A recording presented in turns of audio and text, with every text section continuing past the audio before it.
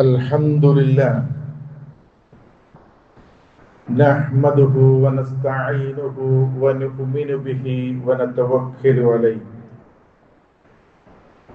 ونعوذ بالله من شرور أنفسنا ومن سيئات أعمالنا من يهده الله فلا مضل له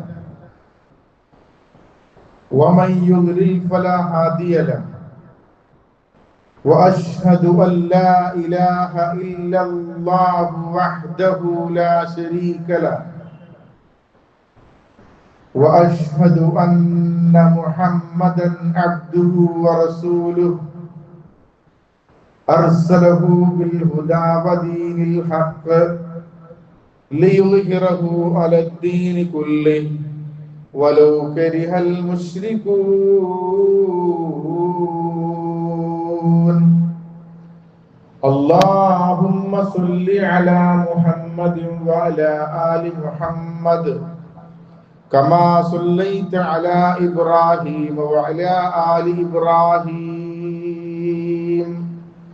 إنك حميد مجيد اللهم بارك على محمد وعلى آل محمد كما باركت على إبراهيم وعلى آل إبراهيم إنك حميد مجيد أما بعد فإن خير الحديث كتاب الله وخير الهدي هدي محمد صلى الله عليه وسلم وشر الأمور محدثاتها وكل محدثة بدعة وكل بدعة ضلالة أعوذ بالله من الشيطان الرجيم بسم الله الرحمن الرحيم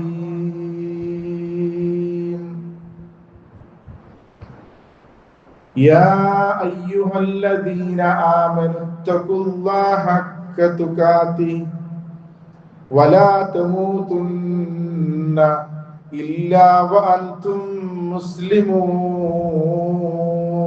مسلمون يا أيها الذين آمنوا اتقوا الله وقولوا قولا سديدا يصلح لكم أعمالكم ويغفر لكم ذنوبكم ومن يطع الله ورسوله فقد فاز فوزا عظيما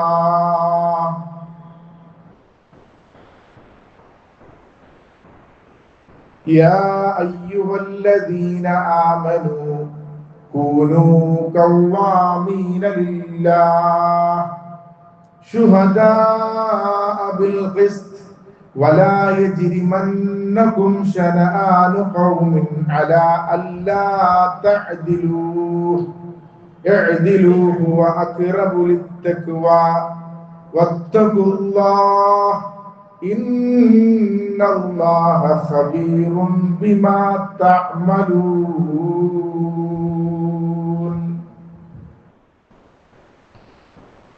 رب اشرح لي صدري ويسر لي أمري واحلل عقدة من لساني يفقهوا قولي.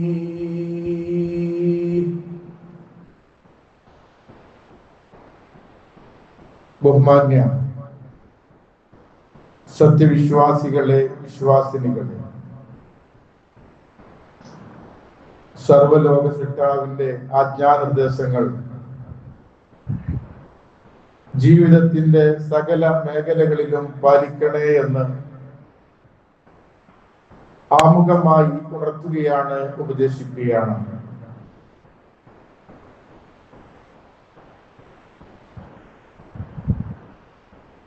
നമ്മുടെ രാജ്യമായ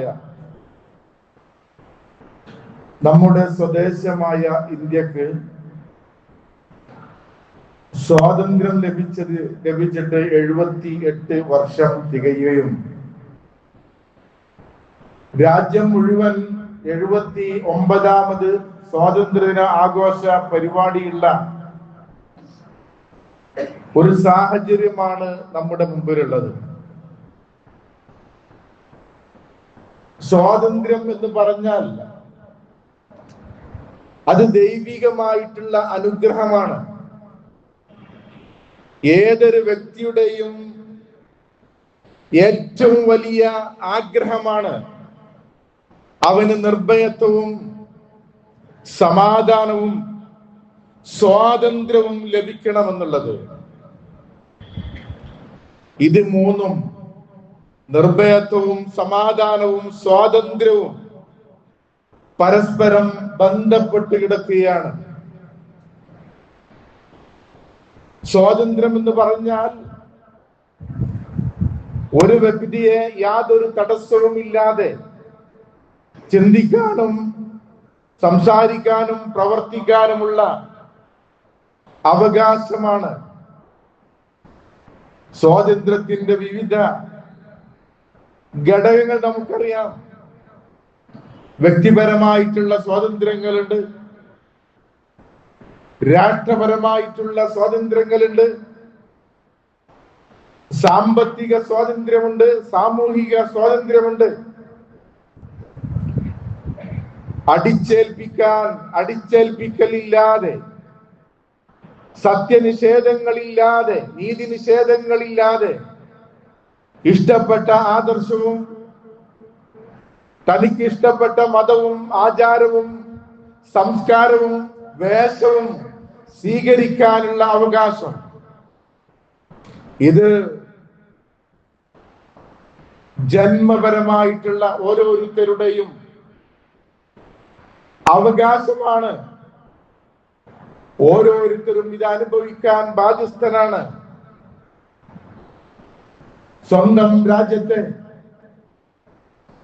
ഏത് രൂപത്തിൽ സ്നേഹിക്കണമെന്നും ഒരു വിശ്വാസിയുടെ സമീപനം ഏത് രൂപത്തിലാകണമെന്നും പ്രവാചകന്റെ ജീവിതത്തിന്റെ പതിപ്പുകളിൽ നിന്ന് നമുക്ക് വായിച്ചെടുക്കാം. ശത്രുക്കളുടെ മർദ്ദനങ്ങൾ സഹിക്കവയ്യാതെ തനിക്ക് പ്രിയപ്പെട്ട സ്വദേശമായിട്ടുള്ള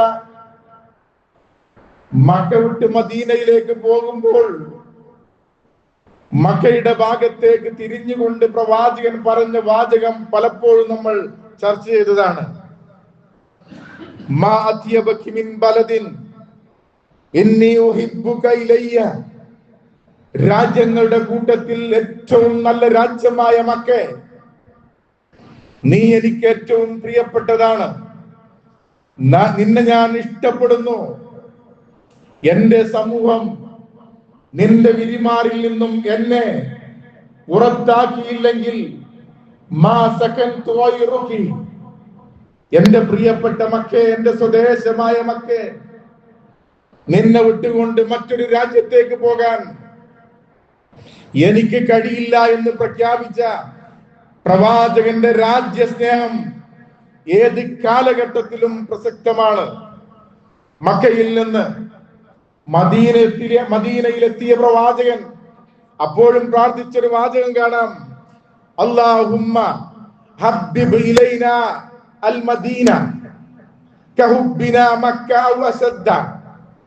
ഞങ്ങളുടെ സ്വദേശമായ ഞങ്ങളുടെ മക്കയെ ഇഷ്ടപ്പെട്ടതിനേക്കാൾ അപ്പുറം ഞങ്ങൾ ഹിജ്റ വന്ന, ഞങ്ങൾ ചേക്കേറിയ, ഞങ്ങൾ കുടിയേറിയ രാജ്യമായിട്ടുള്ള മദീനയോടും ആ സ്നേഹവും കൂറും അതിനേക്കാൾ അധികമായും നിലനിർത്തണേ എന്ന് പ്രഖ്യാപിക്കുന്ന ഒരു പ്രിയപ്പെട്ട പ്രവാചകനെയാണ് 1400 കൊല്ലങ്ങൾക്ക് മുമ്പേ ചരിത്രത്തിന്റെ താളുകളിൽ കാണാൻ കഴിയുന്നത്.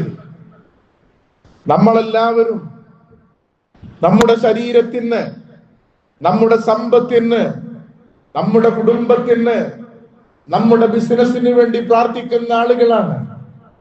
നമ്മുടെ മാതൃരാജ്യത്തിന് വേണ്ടി നമ്മുടെ ജന്മദേശത്തിന് വേണ്ടി പ്രാർത്ഥിക്കുന്ന എത്ര ആളുകൾ നമ്മുടെ കൂട്ടത്തിലുണ്ട്?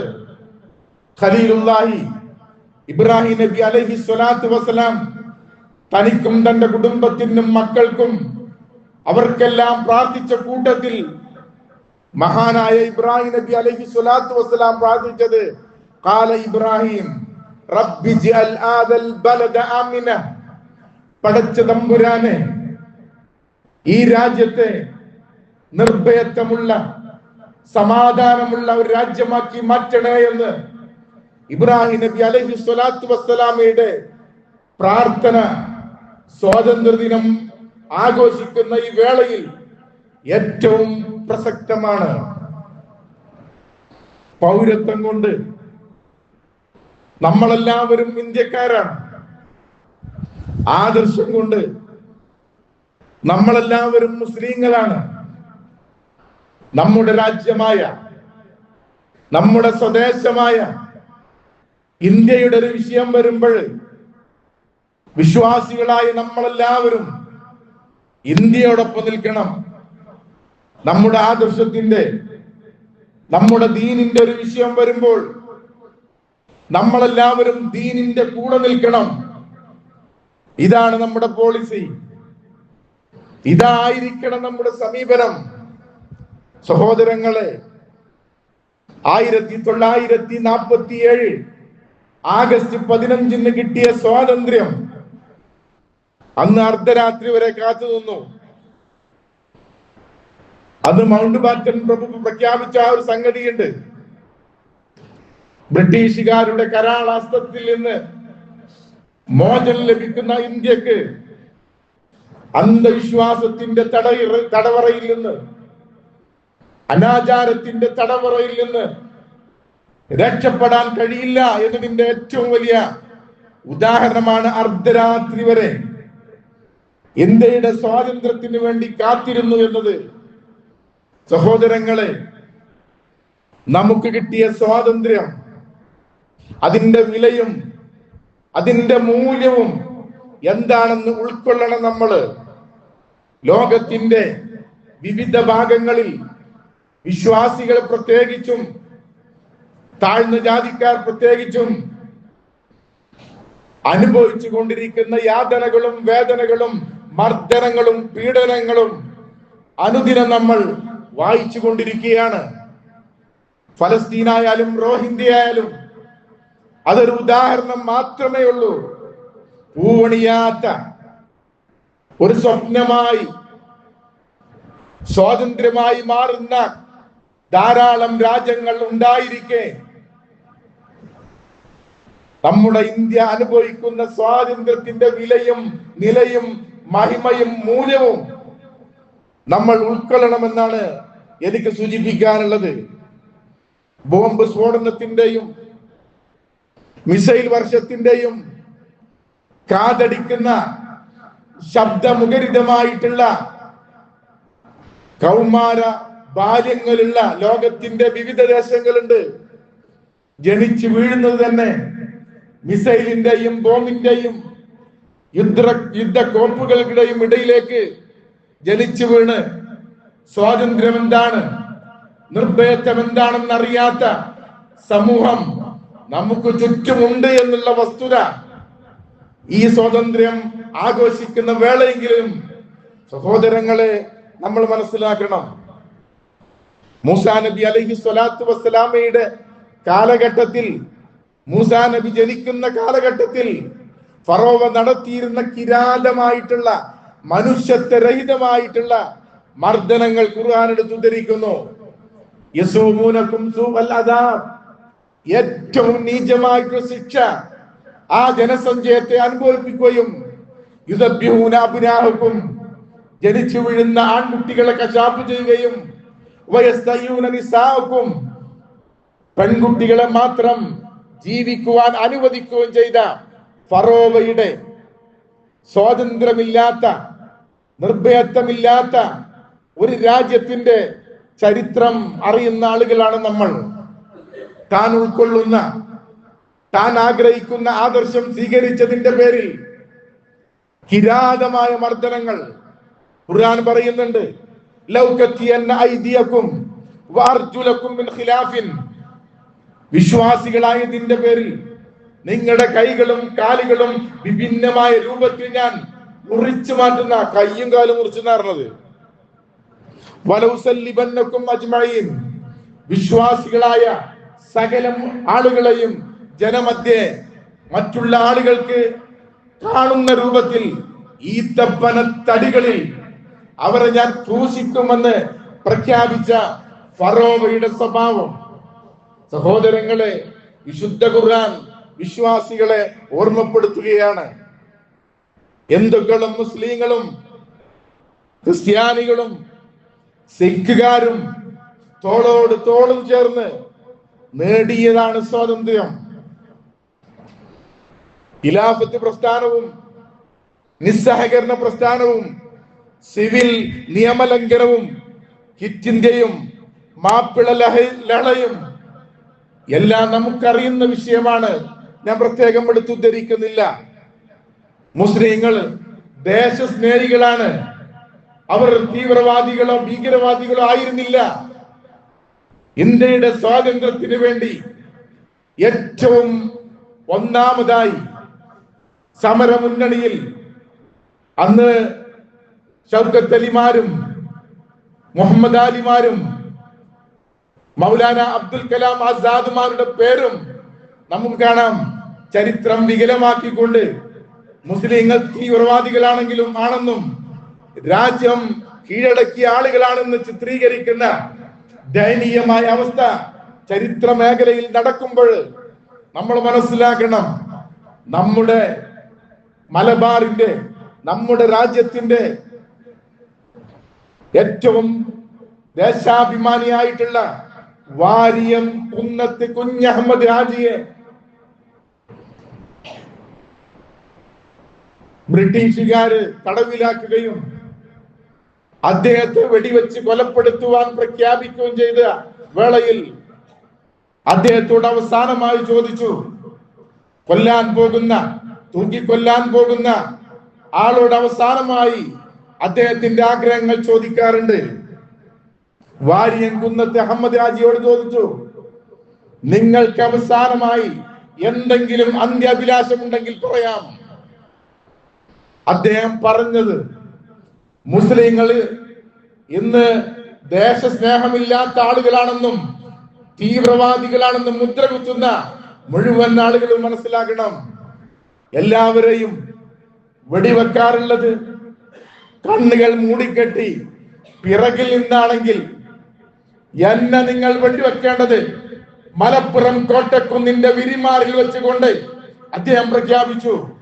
എന്നെ നിങ്ങൾ വെടിവെക്കേണ്ടത് കണ്ണ് കെട്ടാതെ മുൻഭാഗത്തിൽ നിന്ന് വെടിവെക്കണം. മരിക്കുന്നത് വരെ എന്റെ സ്വദേശമായ എന്റെ രാജ്യത്തെ കൺകുളിർക്ക് എനിക്ക് കാണണമെന്ന് പറഞ്ഞ ദേശാഭിമാനിമാർ മുസ്ലിങ്ങളായിരുന്നു എന്നുള്ള ചരിത്രത്തിന്റെ വസ്തുത സഹോദരങ്ങളെ നമ്മൾ ഒരിക്കലും വിസ്മരിച്ചുകൂടാ. ചരിത്രങ്ങൾ വികലമാക്കി തിരുത്തിയെഴുതി മുസ്ലിങ്ങളുടെ നാമങ്ങളും ചിഹ്നങ്ങളും പള്ളികളും അതുപോലെ എല്ലാം ഇല്ലാതാക്കുന്ന ഉത്സിതമായ ശ്രമങ്ങൾ നടക്കുന്ന ഈ വേളയിൽ സഹോദരങ്ങളെ നമ്മൾ മനസ്സിലാക്കണം, സ്വാതന്ത്ര്യത്തിന്റെ വില, മഹിമ ഇന്ന് നമ്മൾ അനുഭവിക്കുന്ന.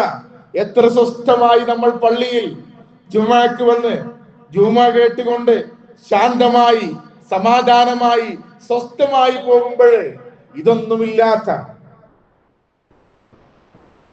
ഗസയിൽ ഉണ്ടായ ജുമാ കുത്തിയബയെ കുറിച്ച് വാർത്താ മാധ്യമം റിപ്പോർട്ട് ചെയ്യുക. കൂടുതലൊന്നും പറഞ്ഞില്ല. എനിക്ക് നിങ്ങളോട് സംസാരിക്കാൻ എന്റെ പട്ടിണി അനുവദിക്കുന്നില്ല, നിങ്ങൾക്ക് കേൾക്കാനും പട്ടിണി അനുവദിക്കുന്നില്ല, നമുക്ക് നിസ്കരിക്കാം. ഇത് മാത്രമായിരുന്നു ഒരു ജുമാ ഖുതുബ. നമ്മൾ അനുഭവിക്കുന്ന സ്വാതന്ത്ര്യത്തിന്റെ വില മനസ്സിലാക്കണമെങ്കിൽ ലോകത്തിന്റെ വിവിധ ഭാഗങ്ങളിലുള്ള നീതി നിഷേധത്തിന്റെയും അടിച്ചമർത്തലിന്റെയും ഉദാഹരണങ്ങൾ സഹോദരങ്ങളെ നമ്മൾ മനസ്സിലാക്കണം. സ്വാതന്ത്ര്യം എന്ന് പറയുമ്പോൾ തനിക്ക് മാത്രം ജീവിച്ചാൽ പോരാ, തനിക്കും തന്റെ കുടുംബത്തിനും തന്റെ സിൽബന്ധികൾക്കും തന്റെ അനുയായികൾക്കും മാത്രമല്ല മുഴുവൻ ആളുകൾക്കും സ്വാതന്ത്ര്യം അനുഭവിക്കാനുള്ള അർഹതയുണ്ട്. എന്നെ കൊണ്ട്, എന്റെ നാവ് കൊണ്ട്, എന്റെ കൈ കൊണ്ട് മറ്റൊരുത്തന് ഒരു പ്രയാസമില്ലാത്ത സാഹചര്യം ഉണ്ടാകുമ്പോഴേ അൽ മുസ്ലിമു മൻ സലിമൽ മുസ്ലിമൂന മിൻ ലിസാനിഹി വയദിഹി, കൈയിന്റെയും നാവിന്റെയും ഉപദ്രവത്തിൽ നിന്ന് മറ്റുള്ള മുസ്ലിങ്ങൾ എന്ന് രക്ഷപ്പെടുന്നുവോ അന്ന് മാത്രമേ നമ്മുടെ ഈമാൻ പൂർത്തിയാവുകയുള്ളൂ.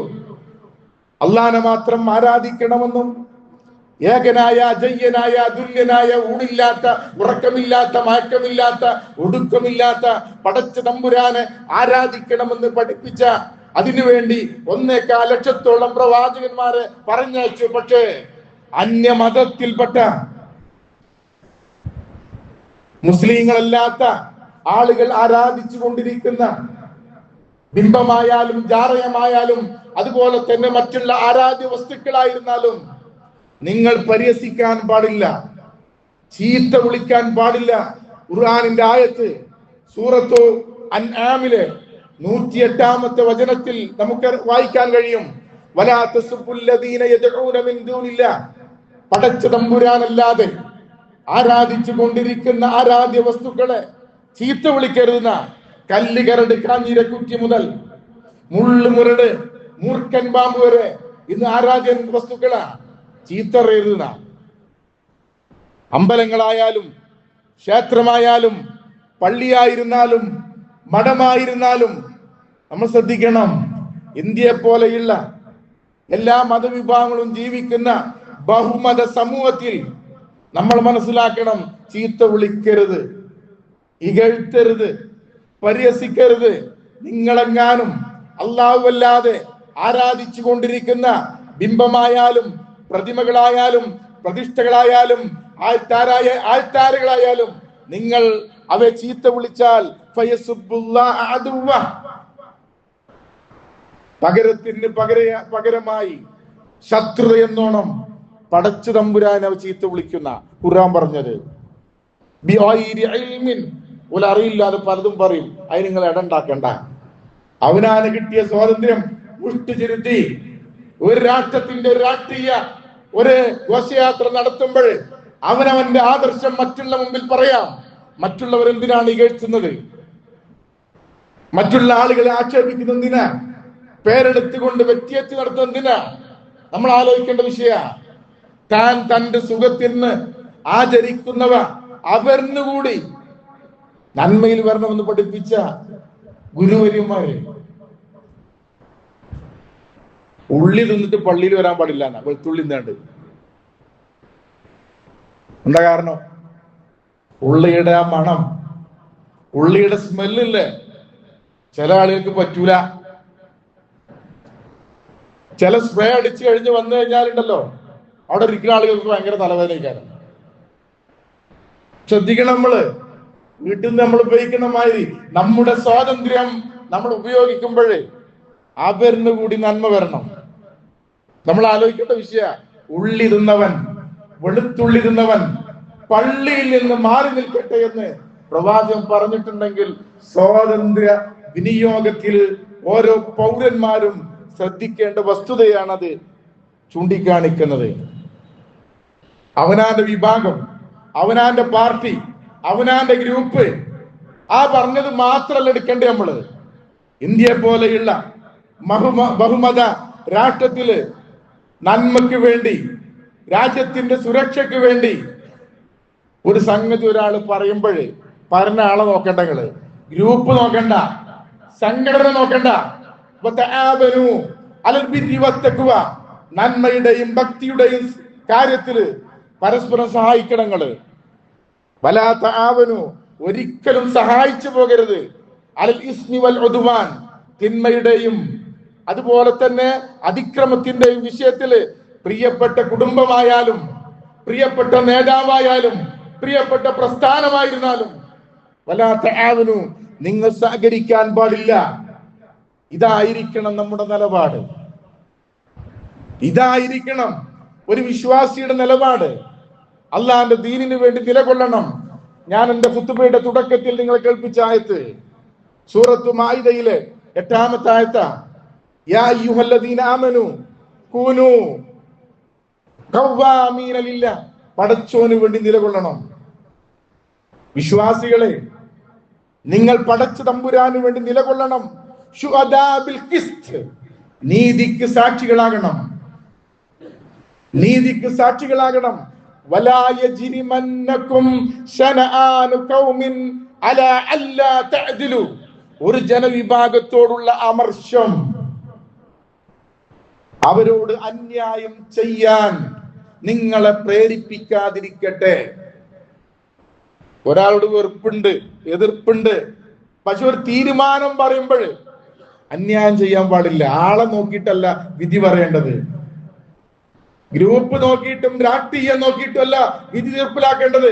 അവനാന്റെ വേണ്ടപ്പെട്ട ആളുകൾ പറയുമ്പോൾ ഒരു പ്രശ്നമല്ല. എതിരക്ഷിയാകുമ്പോഴാ പ്രശ്നം.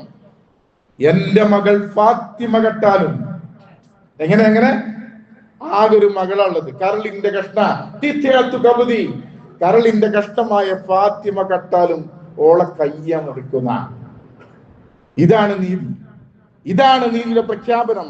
സഹോദരങ്ങളെ, നമ്മൾ മനസ്സിലാക്കണം, നീതിക്ക് വേണ്ടി നിലകൊള്ളണം. മാത്രവുമല്ല വിശുദ്ധ ഖുർആൻ പറയാ, അലാ അല്ലാ തഅദിലു ഇഅ്ദിലു, നിങ്ങൾ നീതി പാലിക്കണം. ഫഹുവ അഖ്റബു ലിത്തഖ്വ, തഖ്വയോട് ഏറ്റവും അടുത്ത് നിൽക്കുന്നത് നീതിയാണ്. അപ്പൊ നീതിക്ക് വേണ്ടി, ന്യായത്തിന് വേണ്ടി, ധർമ്മത്തിന് വേണ്ടി, നന്മക്ക് വേണ്ടി സഹോദരങ്ങളെ നിലകൊള്ളണമെന്നാണ് ഈ സാഹചര്യത്തിൽ പ്രത്യേകമായി സൂചിപ്പിക്കാനുള്ളത്. നമ്മൾ മനസ്സിലാക്കേണ്ട ഒരു വസ്തുതയുണ്ട്.